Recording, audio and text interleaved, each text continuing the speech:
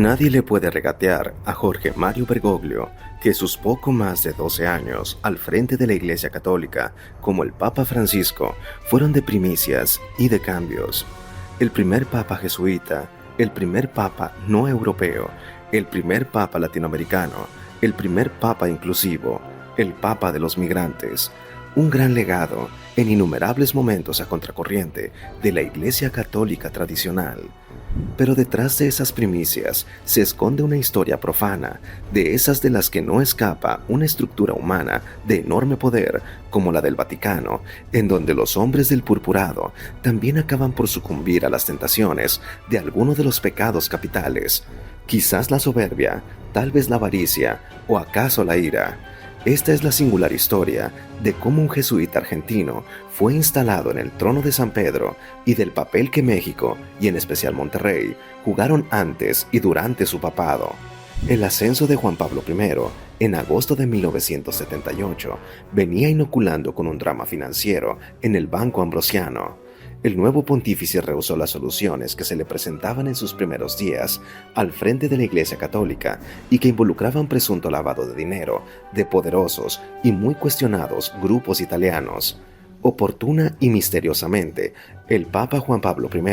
murió apenas a los 33 días de su ascenso al trono de San Pedro. Lo sucedió Juan Pablo II, quien más pragmático recurrió para resolver el conflicto financiero a dos de las más poderosas cofradías católicas de entonces, el Opus Dei y los Legionarios de Cristo. A cambio de reconocerles una prelatura dentro del Vaticano, Juan Pablo II logró que el Opus Dei, encabezado por el alemán Joseph Ratzinger, y los Legionarios de Cristo, bajo el mando del mexicano Marcial Maciel, facilitaran los más de 200 millones de euros necesarios para evitar el escándalo en el Banco Ambrosiano. Ya reconocidas e instaladas sus influencias dentro de la Santa Sede, el Opus Dei y los Legionarios de Cristo se enfrascaron en una feroz lucha de poder, buscando influir para elegir al sucesor de Juan Pablo II. El Opus Dei buscaba sentar en el trono papal a Joseph Ratzinger. Los legionarios, dirigidos por Maciel, buscaban entronizar al italiano Angelo Sodano, y comenzaron entonces años de intrigas bajo las sotanas. Marcial Maciel y su círculo cercano utilizaron sus influencias para promover el libro de El Código da Vinci de Dan Brown, en el que se satanizaba el papel del Opus Dei en el Vaticano como presunto encubridor de una conspiración para esconder la verdadera vida de Jesucristo. En respuesta, Ratzinger, quien al momento de ser electo papa era el prefecto de la Congregación de la Doctrina de la Fe, promovió la difusión de las escandalosas acusaciones de pedofilia de Marcial Maciel y el rol encubridor que jugaron en ese escándalo los altos mandos de los Legionarios de Cristo. Al final del día, el Opus Dei se impuso y en 2005, Joseph Ratzinger fue electo nuevo papa, pero su legado solo se sostuvo por 8 años. En 2013, el Papa Benedicto XVI anunció su retiro, en medio de especulaciones, algunas de las cuales serían amenazas de develar secretos en poder de guardias de la Santa Sede, presumiblemente al servicio de los Legionarios de Cristo. Al final del día, los poderes de Ratzinger y de Maciel acabaron por nulificarse, lo mismo que el Opus Dei y los Legionarios. Y eso fue lo que abrió el espacio para que por primera vez en el cónclave de 2013, para elegir al sucesor de Ratzinger, un prelado jesuita no europeo de origen latinoamericano fuera electo papa. El jesuita argentino Jorge Mario Bergoglio se convertiría en el Papa Francisco, un obispo sencillo, alejado de la pompa y la circunstancia de los papas europeos. Pero el ascenso de un papa jesuita vino aparejado con algunos ajustes de cuentas, en especial para México, donde entre 1970 y 1973 se dio un encontronazo entre los jesuitas involucrados en el Tecnológico de Monterrey y el patriarca empresarial Eugenio Garzazada. La disputa ideológica que brotó luego del conflicto estudiantil de 1968 introdujo el debate al Tecnológico de Monterrey, influido en las aulas por jesuitas o projesuitas como José Luis Sierra, Javier Obeso,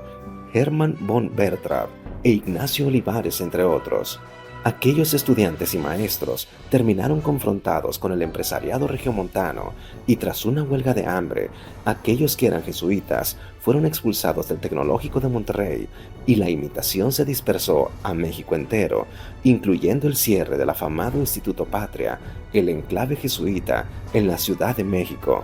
De esa confrontación entre el empresariado y los jesuitas se fortalecería la insurgencia de la Liga Comunista 23 de septiembre, que el 17 de septiembre de 1973 intentaría el secuestro que culminó en el asesinato de don Eugenio Garzazada en Monterrey y 18 días después el de Fernando Aranguren, líder empresarial de Guadalajara. El quiebre de México con los jesuitas fue total y abrió paso para que un nuevo actor religioso, Marcial Maciel y sus Legionarios de Cristo, asumieran esa posición de poder. Fue precisamente en esos años, en 1973, cuando el sacerdote Jorge Mario Bergoglio fue designado superior provincial de los jesuitas en Argentina y vivió muy de cerca la confrontación con los empresarios en México, en particular con el Tecnológico de Monterrey. Quizás fue esa la razón por la que ya como Papa Francisco jamás reemplazó el cardenalato que tenía José Francisco Robles Ortega, arzobispo de Monterrey, entre 2003 y 2011. De esos 8 años, 5 los ofició ya en Monterrey como su cardenal, pero el Papa Benedicto XVI lo transferiría a Guadalajara para reemplazar el retiro del cardenal Juan Sandoval Íñiguez. Ningún cardenal se designó para Monterrey. Sobrevino entonces la renuncia sorpresiva de Joseph Ratzinger y con la entronación como papa del cardenal jesuita Jorge Mario Bergoglio, el Monterrey que expulsó 50 años atrás a los jesuitas de sus aulas y de su área de influencia para abrirle las puertas a Marcial Maciel, acabó por ser una metrópoli sin cardenal. Durante los casi 13 años del papado de Francisco, se evadió la designación del cardenal que fue mudado a Guadalajara. En su lugar, el Papa Francisco le otorgó en 2015 el cardenalato a Alberto Suárez Inda, arzobispo de Morelia, y en 2016 ungió como cardenal al arzobispo de Tlalnepantla, Carlos Aguiar Retes. Ninguno para Monterrey, una comunidad católica muy activa económicamente en la Santa Sede, pero que además de su disputa con los jesuitas, fue señalada siempre como gran impulsora del cuestionado padre Marcial Maciel, adversario de Ratzinger y en consecuencia de Bergoglio. Quizás por ello, por el trato que México le dio a los jesuitas y el apoyo que en las principales capitales, especialmente en Monterrey, se le brindó al padre Maciel, es que el Papa Francisco mantuvo una sana distancia con México.